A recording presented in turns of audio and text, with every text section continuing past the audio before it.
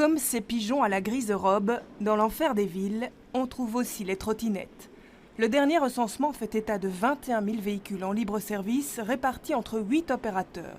Dès le 1er janvier 2024, 2 opérateurs seulement seront autorisés en région bruxelloise. Ce sont ceux qui gèrent le mieux, qui stationnent le mieux, qui ont les meilleurs engins au niveau de sécurité routière, qui seront maintenus. Alors ça donne aussi une possibilité d'augmenter la qualité et on va aussi réduire le nombre des engins même, pas que les opérateurs mais aussi les engins. Alors que 8 000 trottinettes, on a fait les calculs CAC pour répondre à la demande.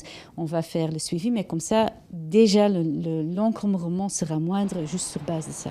Car le but de l'arrêté adopté ce jeudi par le gouvernement bruxellois est bien de désencombrer les trottoirs, avec obligation de parquer les trottinettes sur des drop zones.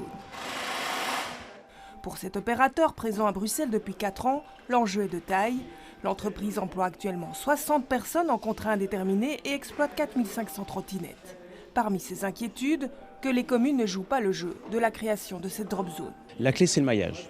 S'il y a vraiment une bonne densité, un bon maillage, le stationnement va être respecté par tous et l'identité, finalement, l'esprit du free floating restera parce que si vous avez 150 ou 200 ou 250 mètres à faire, c'est pas une vraie contrainte, vous n'avez pas 2 km à faire.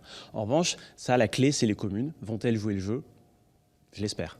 Du côté des opérateurs fraîchement arrivés sur le marché avec moins de 1000 trottinettes, c'est la douche froide, car les plus petits semblent de facto hors concours. Il y a une possibilité, s'il y a des nouveautés sur le marché, de nouveaux engins, etc., d'accueillir temporairement des opérateurs plus petits. Mais l'idée, c'est que les opérateurs qui sont là peuvent servir toute la région. Ajoutons que les amendes ont également été revues à la hausse. En cas de trottinette mal garée, cela peut désormais monter jusqu'à 100 €.